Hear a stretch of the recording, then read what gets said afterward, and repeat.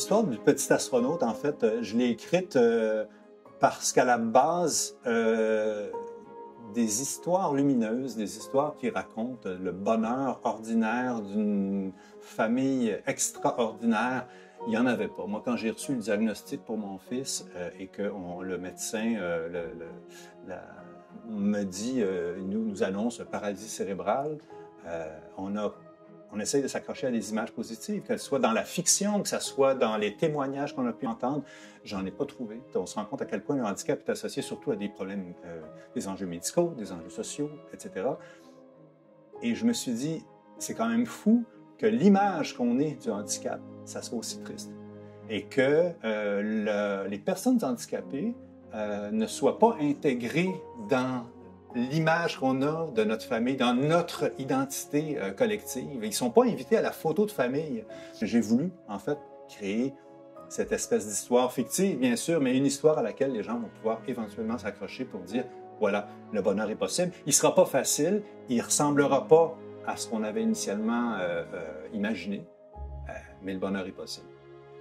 Ce qui m'a motivé à y participer à cette capsule, c'est surtout de pouvoir témoigner, en fait. De témoigner du travail que ça représente et de profiter, évidemment, de la BD, de l'expérience que j'avais avec la bande dessinée. Une image vaut mille mots, hein.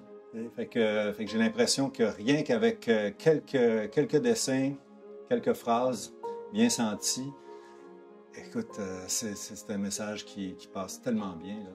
J'ai choisi de donner la voix à Juliette, qui est la sœur de Tom.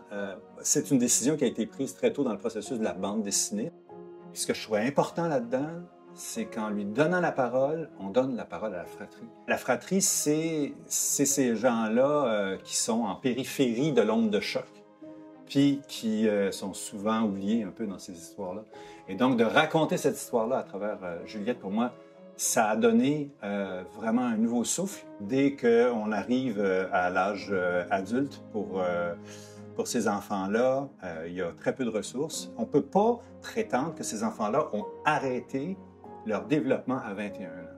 Quand on connaît leurs conditions, quand on connaît tout le travail qui a été fait en amont pour les amener où ils sont et de dire qu'à 21 ans, voilà, c'est fait et on va les regarder perdre leurs acquis jusqu'à leur mort, c'est trop triste, c'est pas possible. Quand on a un enfant handicapé et qu'on se met à sa place, c'est une expérience qui te fait vraiment grandir. Puis moi, quand je regarde mon fils, qui est très lourdement handicapé, il y a une chose que je peux dire, c'est que c'est un enfant heureux.